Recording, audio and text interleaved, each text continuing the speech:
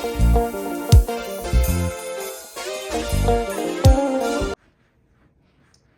guys, long time no see. How is everyone? It is Bald TV. All right, another story time. So guys, this story, I don't know if you're ready for this. Anyways, hmm. I don't know where to start from. Oh my God. Okay, let's start. All right. So, um, this is a story um, of a lady that adopted a child. Okay, let me start from the beginning. So this old woman, she had 4 children, 2 boys, 2 girls. But then of course she went through separation with her husband, and of course the husband was like a millionaire. This is a true story. The guy was a millionaire. In fact, maybe he's a multi-millionaire. So obviously the woman was a stay-at-home mom, and when she got married to this guy, she wasn't working, you know. She chose to be, I guess that was the agreement between her and her husband, or her ex-husband, that when they get married, she's going to be a stay-at-home mom. So anyhow, so she had these 4 children. She was the one taking care of the children and all that stuff. The husband used to travel a lot, right? And then she started suspecting that maybe the guy has an affair or whatnot. But anyways, so one thing led into another. The guy is the one that decided to divorce this lady, and this happened back home. There's not much a lot of rights, for some women, depending on what part of the country you're from and also your financial status. Obviously she was a stay-at-home mom. She doesn't have a lot of, let's say, income or maybe to fight a guy, so she didn't really get anything, right? And all her children by now, they were all teenagers. It's so funny that all the children decided to stay with their dad, and obviously because they probably want to maintain the status, right? So the children remained with their dad, and then she ended up going back to her family house. But they didn't have much, and when she was married to this guy, she wasn't really helping her family. Her father's house was like really needed a lot of repair. The mom's house needed a lot of repair. She didn't do anything to support her parents, and she was the only daughter, right? So she married this multi-millionaire guy, had access to a lot of things, but she did not even own a single property or a single business to her name.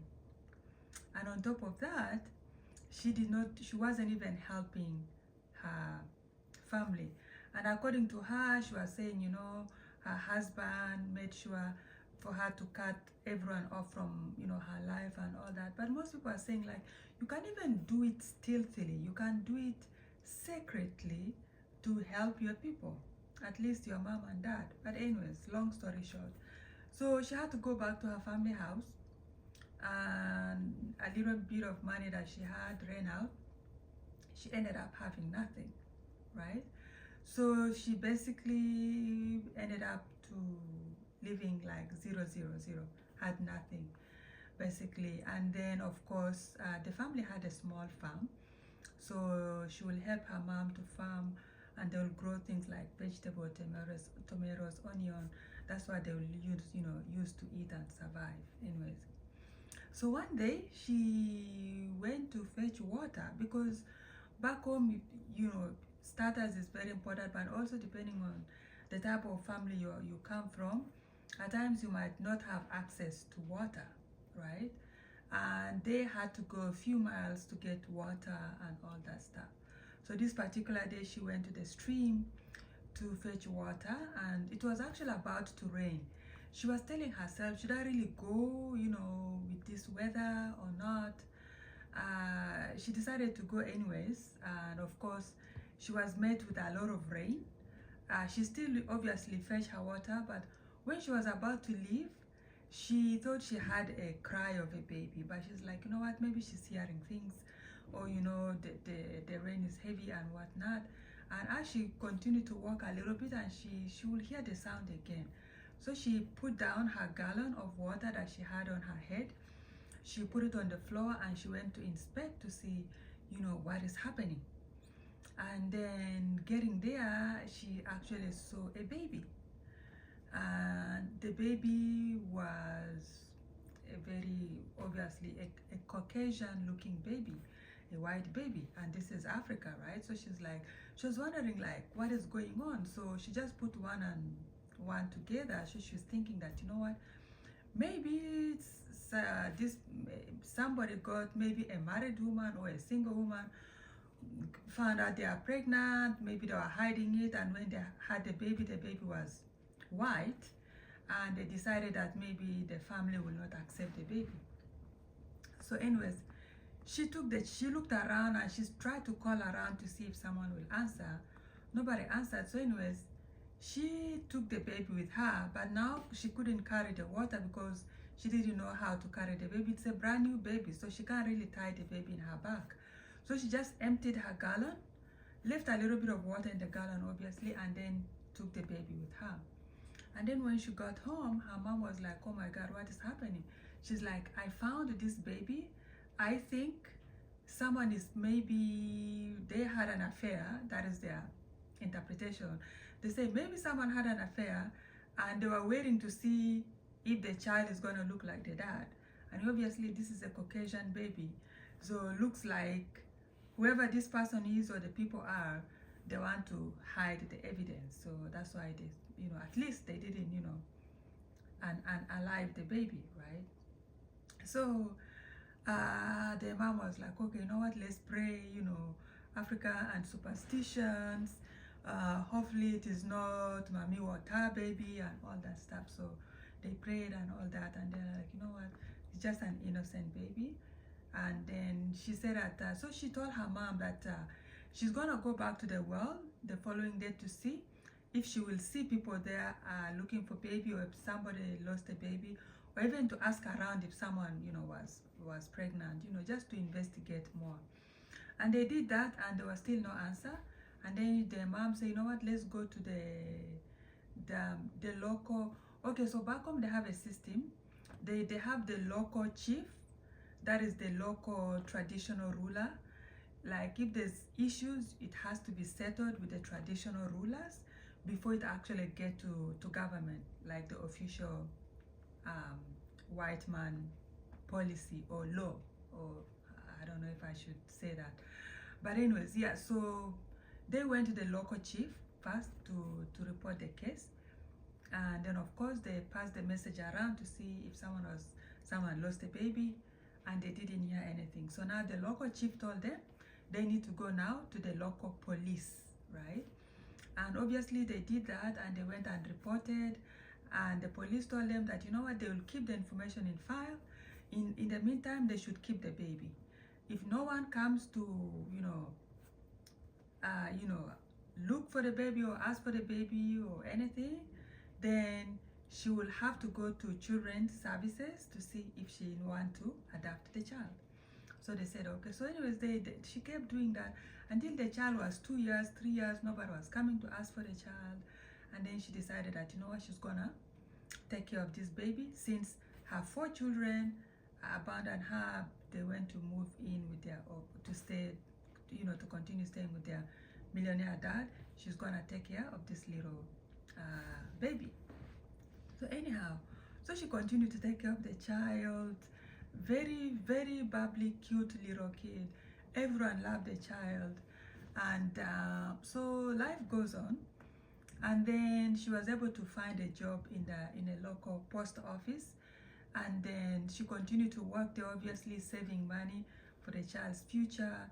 The child finished her elementary school, it was a boy, sorry, his. So the child finished his elementary school, went to high school, finished high school until he went to college, okay? So, hold on, I'm coming right back. Okay, All right, so back to the story. So the little boy finished primary, high school, and then go to college. And the mom was still working with the post office. She continued to struggle to make things, to make ends meet, to make sure like that the son graduate. And he was a very smart child, very, very smart child. And then he had an idea of like they had a project at school, and he had an idea of how to prevent poachers or any kind of poacher, whether people that want to go and unalive like lions, any of the wild animals, to have like a sound that when they hear of any weird sound, the animals can leave or can run away. Like he just came up with very inventive ways of saving, the wildlife. And then the mom was telling her, you know what, this is a very good idea. I know you are very enthusiastic about this project, but you really need to focus on a real job, so that at least when you graduate, you can, get a job and whatnot. So anyway, so he had that on the side, and he was doing accounting. So after he finished, he did like chartered, he became like a chartered accountant. So he was making really good money. And then obviously, one day the mom was really, really sick. So he took the mom to the hospital and all that. So the mom was praying for him. And then the mom told him he has a secret to tell him. And then it's like, what? It's like, you know what? I just want to let you know that I have 4 biological children. She gave him the pictures and the names. And it's like, just in case one day if something was to happen to me, make sure you go and look for your siblings. And then she told the mom, yeah, that's fine. So anyways, and then of course, while he was still doing his the animal business thing, like preventing the animals from being killed by poachers, I don't know how to explain it, he was also a chartered accountant. So anyways, one day he was going to work, and anytime he passes, he sees this particular homeless girl that keeps begging, like a little bit like not middle-aged woman. And then anytime she'll see her, she'll stop and give her something, And then one day she's like, you know what? I want to talk to you. What is your story? And then the girl was like, oh, my name is so and so. Our dad was a multimillionaire. Our dad divorced our mom. So everything was going well. Our dad married another woman, but then they ended up in a plane crash, and all her 3 siblings died: the dad and the wife. And then of course, when the dad died, of course, the family took most of the properties that the dad have, but also they found out that the dad had a lot of had a lot of debts, right? He owed the bank a lot of money. So the bank basically took everything, and then so now she has nothing. She has no siblings, she has no mom, and that's where she is. And then so the guy is asking him like, so what do you think caused it? So she's like, you know what? She's blaming herself because she was the older sister. She convinced all her siblings not to go with the mom. They were okay with the dad, marrying another woman, but they think maybe it is the curse from their mom that led to all the crazy things happening in their lives. So she's like, wow, your story seems familiar. So don't worry, one day I'll take you to our house. So anyways, he drives to work, like casually. Every time he'll pass, he will see this woman begging. She will leave something, food, money. He will go to his office every day.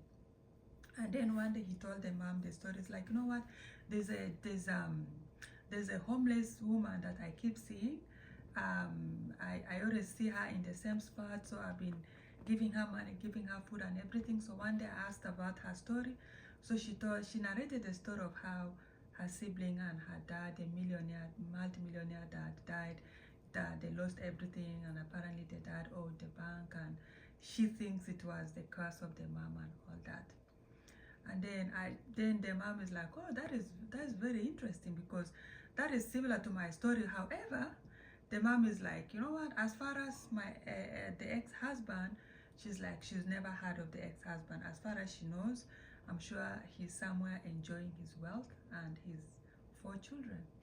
And then of course one day this boy decided to pick that beggar. She brought the beggar at home, and then when the mom looked at her, and then she looked at it like, what, you look familiar, is your name so and so, you are the daughter of so and so? The beggar was like, yes, it's me. And then the mom started crying, like, oh my god, this is my daughter and all that stuff. The mom started asking, so what happened to you? It's like, oh, we lost everything, and apparently the dad passed on, the sibling, she's the only one, so they have nothing. And then she was like asking for forgiveness from the mom and all that stuff. And then was asking the mom, and who's that? And it's like, you know what, the mom told her, when you guys abandoned me, God gave me a son, God gave me a helper. So told her that this is my son. And then so the daughter was like asking for forgiveness, for the mom to really forgive her, blah blah blah. And then the mom told her, you know what, this is God trying to teach you something. So the mom told her that you are still young, so hopefully you've learned from this experience. What I will do is, I'm not gonna allow you to stay in this house. I forgive you. It is up to you and your brother. If he wants to help you get you a job and everything, you guys can do that. However, I cannot go back, because the mom was telling her that she's been through hell and back, right? So unfortunately, she's forgiven her, but they cannot be mom and daughter again, because she was like, God has given her a son that wiped away her tears, a son that is taking care of her, a son that built her not only 1, 2, or 3 homes, the son that built her 5 houses, a son that started a business for her. She's now living a comfortable life, something her own husband could not do. And on top of that, her own children abandoned her. So it's like, you know what, my daughter, this is just a lesson that God is teaching you. And hopefully what you can learn from this lesson, make sure you teach your children and your children's children. However, the mom is like, I'm going to pray for you. I'm gonna bless you, so that God can open ways for you, and obviously to deliver you from the spirit of begging and homelessness. And as you get a new chapter of new life, new beginning, make sure you live your life the right way. And then the daughter was like, it's like, mom, let me stay, blah blah blah. And the mom is like, no, sorry, we can't do that, sorry, no, we cannot do that. And then the brother, obviously, I guess now the brother that the mom picked from the, you know, from the well, the brother told her that, you know what, don't worry, I'm gonna start a business for you, I'm gonna get you your own place and all that, but she's still your mom, you can always come and visit, but she's forgiven you, but it doesn't mean that you guys are going to be buddy, best friend. You have to give it time, and obviously, hopefully with time, things will work out. But for now, I'm glad that you ended up being my sister, because something was attracting me to you to keep helping you. All right. So anyway, guys, that is how this lady that lived a fabulous life as a wife of multimillionaire ended up being a homeless, but then God visited her in an unusual way, and she's now living her best life. Anyways, that's it, guys, and I'll see you all in the next video. So as I was saying, yeah, so the lady is now living her best life, even though she was a wife of a multimillionaire that lost everything. God, in a very godly way, obviously, because you cannot predict God. God does things in a mysterious way. Now she's living her best life. Yeah. Anyways, guys, that's it for now, and I'll see you all in the next video. Take care. Bye.